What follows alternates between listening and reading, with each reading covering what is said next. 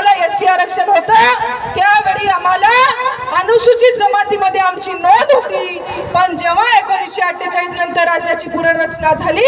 त्यावेळी आम्हाला मराठवाडा, खानदेश, विदर्भ हे महाराष्ट्रात आले आणि त्यावेळी आमच्या गोर बंजारा समाजाला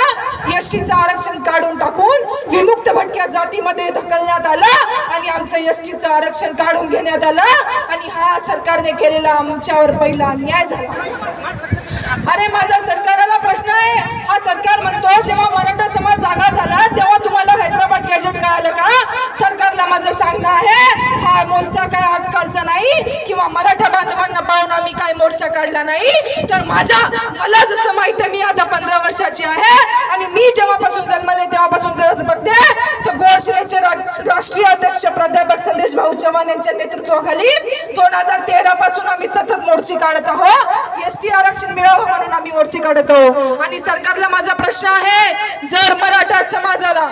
मराठा कुणबी समाजाला तुम्ही हैदराबाद गॅजेट मधून आरक्षण लागू करत असाल तर मग या गोर बंजारा समाजाला का नाही?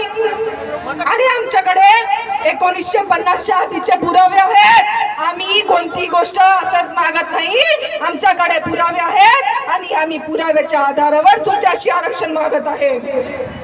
मारे बहनों आणि भैया,